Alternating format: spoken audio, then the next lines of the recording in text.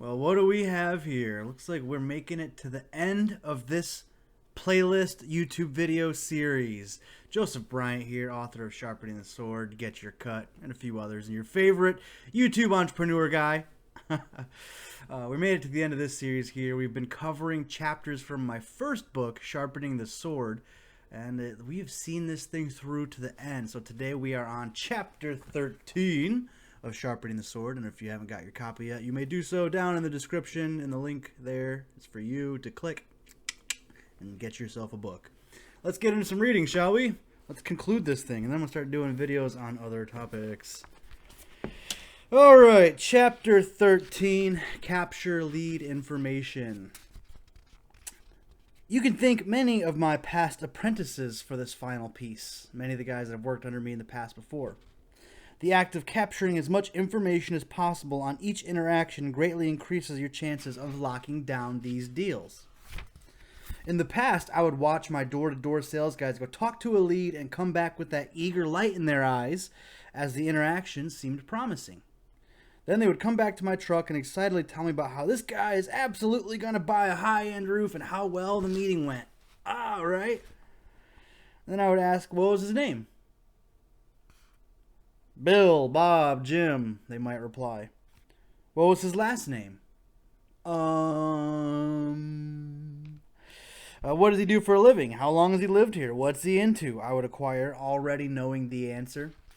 I don't know, my apprentice would reply. And guys, I've been in this exact situation hundreds of times, hundreds of times. Or sat in a truck with an apprentice afterwards and been like, so, what's going on?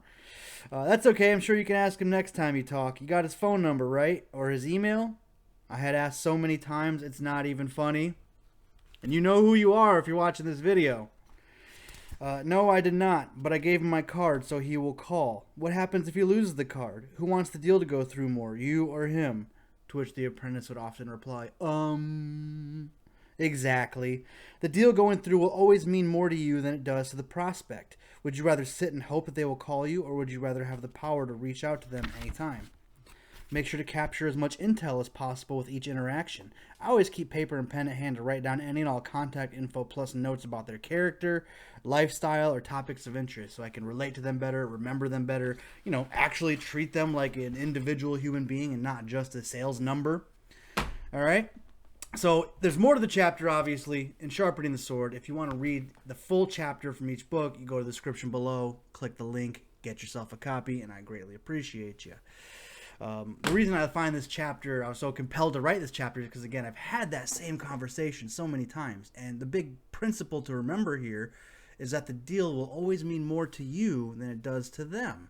So you want to have the power to follow up. You don't want to sit and wait and twiddle your thumbs. So this is some pro thumb twiddling going on here. And twiddle your thumbs and hope that this guy or gal is going to call you. You want to be able to call them. You want to be able to nudge and to be able to follow up and touch base with them and move the process along.